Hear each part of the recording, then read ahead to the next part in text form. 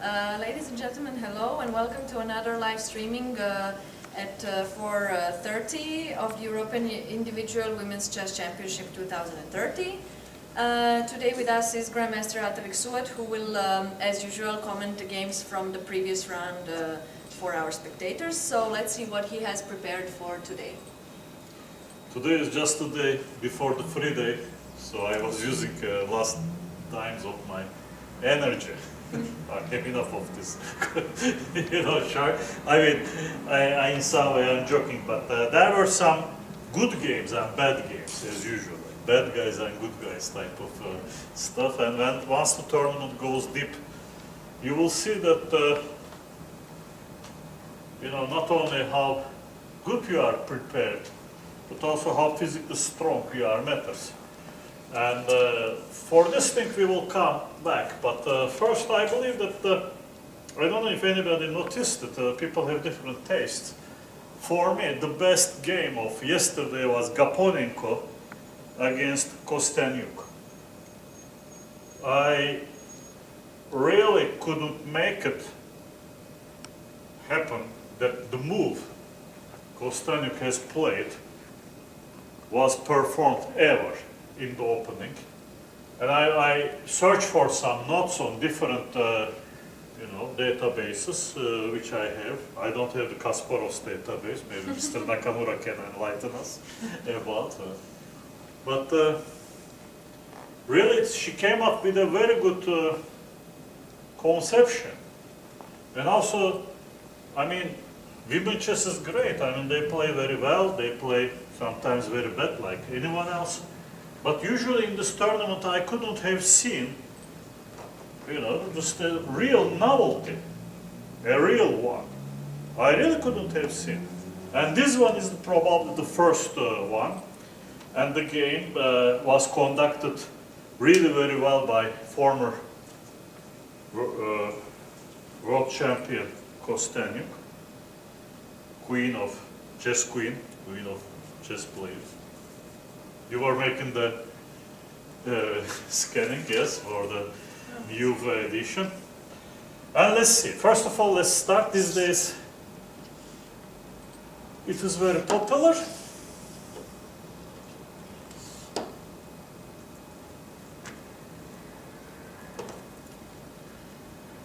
The Panov attack. I mean, about the wording, I could have never understood. Is this a real attack? It's obviously a little bit nasty for black, but where is the attack? I mean, you imagine, like, with all this e5, knight c3, g4, these lines in the Caro-Kann, they are not associated with the word attack, but this one is, in this game, it became an attack. Just for the sake of completeness, this is a junction of variations. Black can play e6. Black can play g6, black can play knight c6, which has been chosen in this game. Obviously, white could have played knight f3.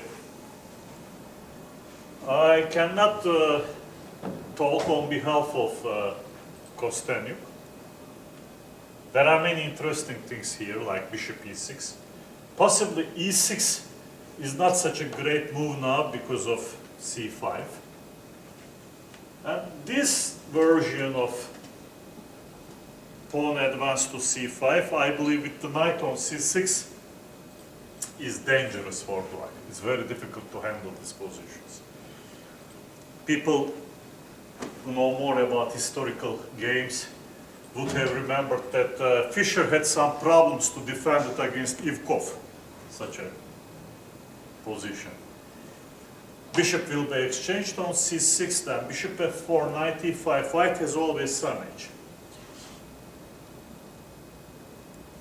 And here the problem, if Kosteniuk comes to this game and white plays knight f3, bishop g4 comes, the real problem is the long line.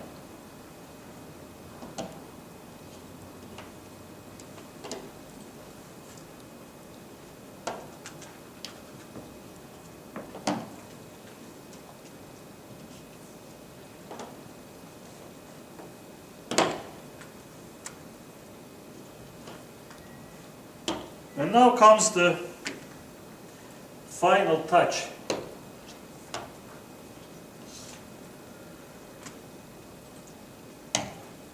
In the line. I don't know, it always comes one way or another, by different, with bishop g5 or without bishop g5 earlier, or in this position. This type of ending, with f6 or with, usually black wants to put the bishop on b4. If you do it in this way, possibly similar things happen. Black has to play bishop b4. It's very close to be equal. Now we got a world champion, so probably she wouldn't play like this. So she really is the one who is well prepared for all these ones. Now we will see with what she played is really a new conception, which would surprise a lot of people. And I believe she wouldn't play this kind of position. There is something, you know, with world champions. If she would have played like this, it's very easy game for white. Maybe white can squeeze, I don't know. Dreev is a great expert of this position. I've never seen him losing to anyone in this position. And white doesn't have much an advantage, and black, with black to play this long string of moves, obviously not to the style of a world champion. Now let's go back. So Gaponenko, who is also a seasoned grandmaster, since you know, I played in the different parts of the world. I remember them when they were kids, but now they are really serious players for both worlds, you know, both for men's chess and both for women's chess. So now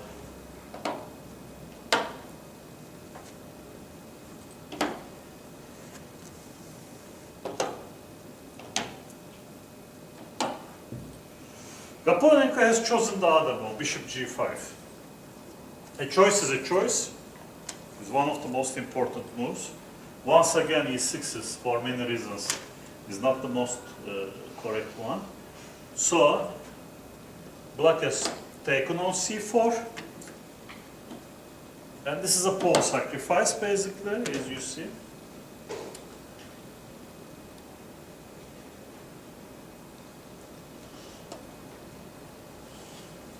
h6 is included.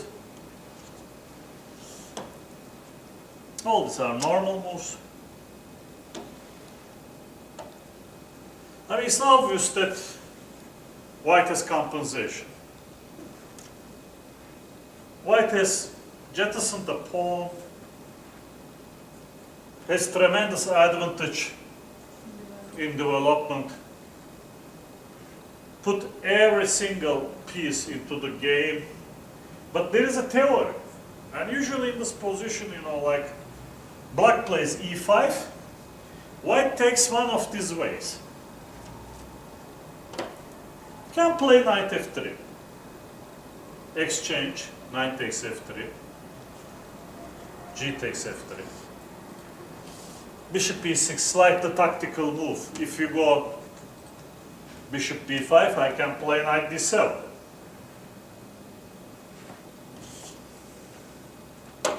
Now black looks like in dire straits because he takes f4, rook h1, game over practically. Rook takes e6 is very strong, but black has also counter-attack with g5. Peters out to have some equal position at that. I mean, people really tried those lines to the bone. How they call it, you know, like, I mean, I don't want to call it a draw because there are many new ideas probably for people who really spend some time in this opening. It's really not to many people's taste to finish the game like this, just playing a lot of theoretical moves. But once again, let's take a little bit of a look. Another idea is f4, bishop g4. We looked at knight f3, gf3 with the idea to push f4 at some moment, obviously. And this is the other long line. f4, then bishop g4. So white continues with the sacrificial stuff. Bishop f3 is the correct capture.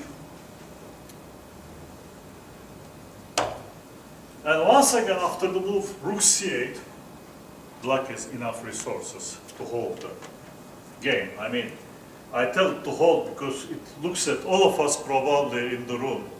It looks like white has some initiative for the sacrifice material, no? So f takes e5, rook takes c4, ef6, knight e6 back.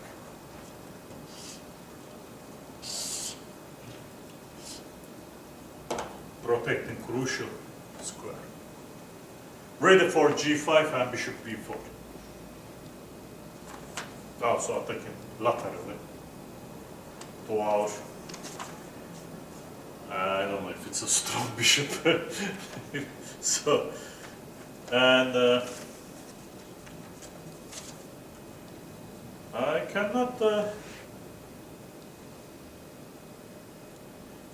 say much about all these theoretical lines, and there is also bishop g3. Just to take a look, the final look for.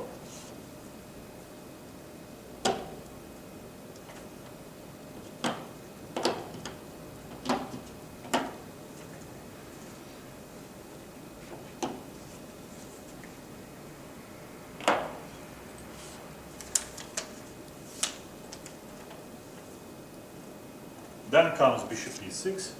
Immediately black gives the pawn back.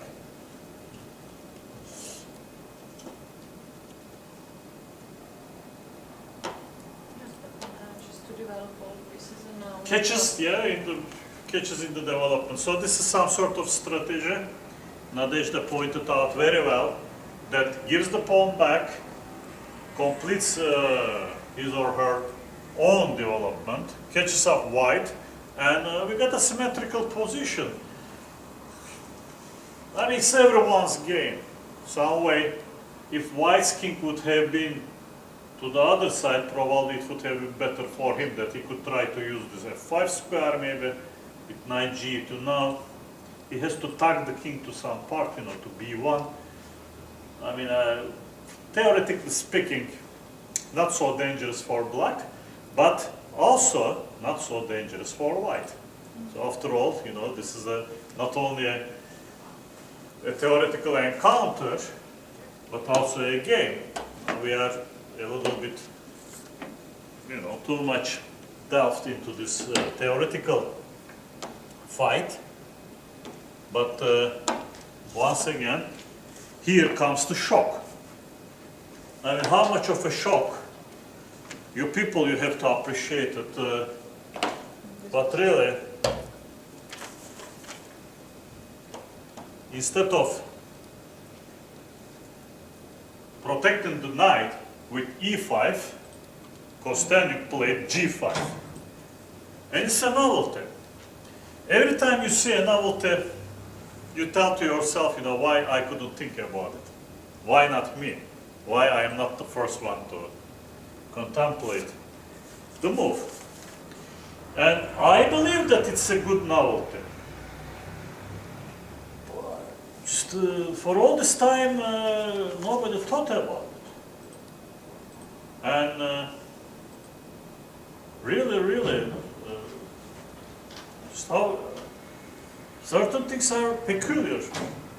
One comes and brings some new flavor to some position, at least shakes the balance out of the open. I mean, imagine Gaponenko's situation. I don't know if she plays this gambit line always against, you know, this Caro-Kann setup in Panov. But if she really plays it always and studies it very well with e5, Now with g5, the principles of the play looks completely different. I'm not very happy about her first choice, you know, just the first move. I'm a little bit surprised. If you play this gambit line, to my understanding, you have to continue in the same way. So you have to really bring the bishop out. She exchanged these minor pieces. So now, obviously knight e6 will come. A tactical situation, probably she did calculate a little bit that bishop takes e6, yeah. Bishop takes e6. I mean, if e6 black will be obvious, the worst. Knight b5. Now if rook c8, there is knight c7, but what about changing the move order? And all of a sudden black is winning. So it's obvious that this line cannot work.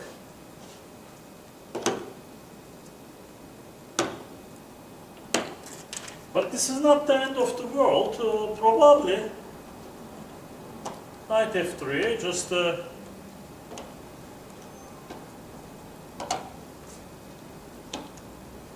she had to play in this way. Now bishop d7 will be met by knight e5.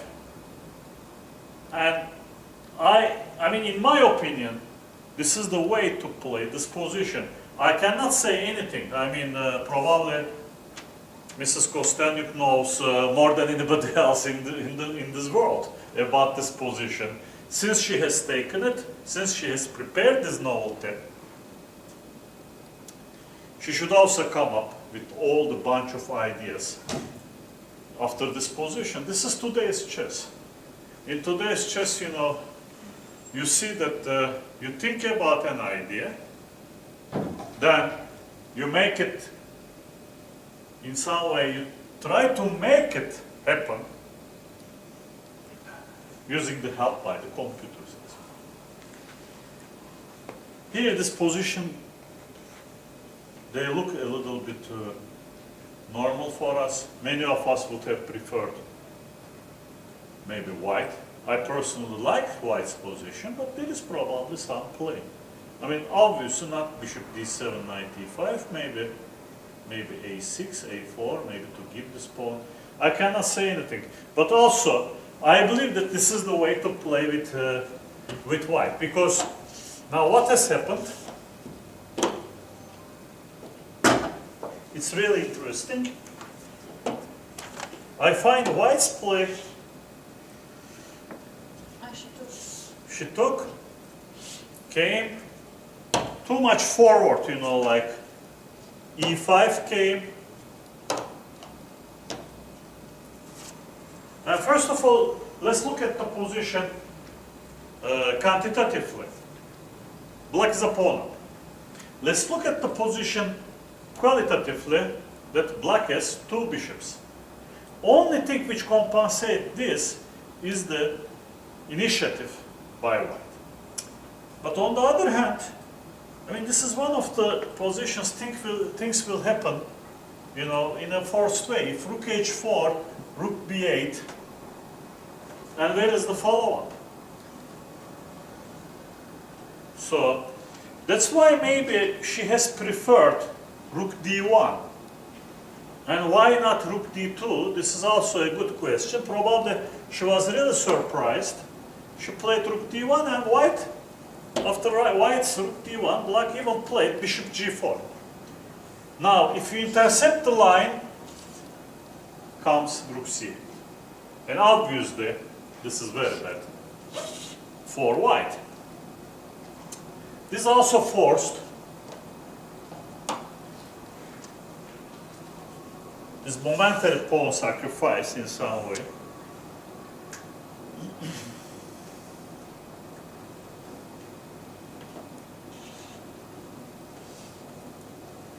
Now it is easy to see that since king stepped to the d line, knight c7, rook c8, knight d5 check exchange, and rook d8 wins back the piece with interest. So black has to really leave this knight there and try to get something from the other side.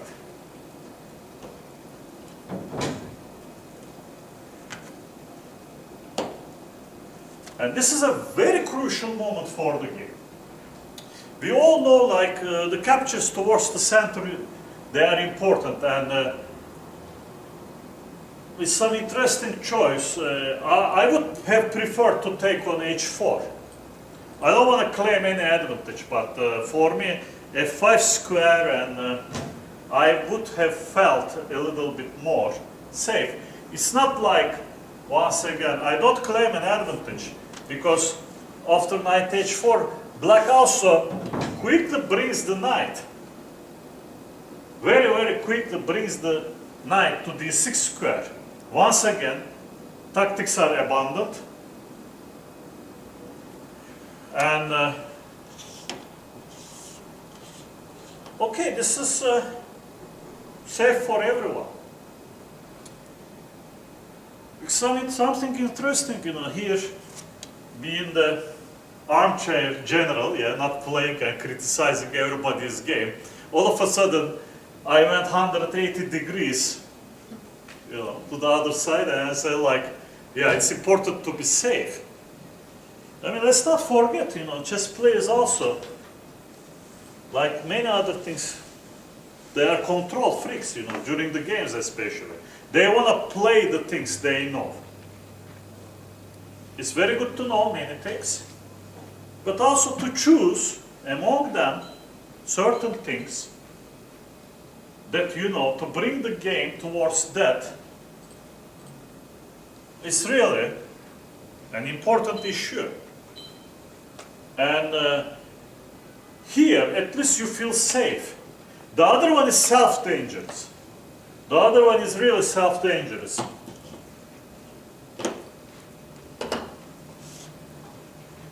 That's what I would like to say. So, knight takes e5, came rook d8, king e2, rook d4, rook e1, only move. If white wouldn't have seen this, she wouldn't go for the central pawn. I mean, I have to, and all of us, we have to respect these people, they are strong players. If, having not seen rook e1, white would have resigned here. She would have in the terrible shape with hanging pieces. But on the other hand, she has really seen some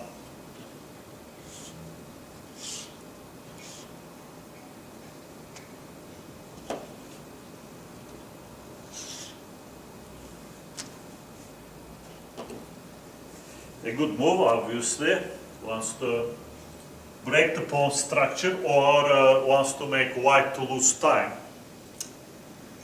And essential question comes again, bishop or knight. I mean, I'm always for the bishop. I am for the bishop, I am for the bishop's pair.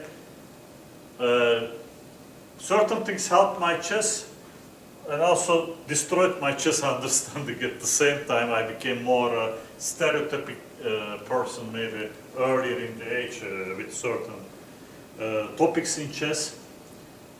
If you have read famous endgame book which was called like the Bible of chess, one of the Bibles of chess by Reuben Fine, Basic Chess Endings, there it is cited at some position like even the worst bishop so many times is better than the knight.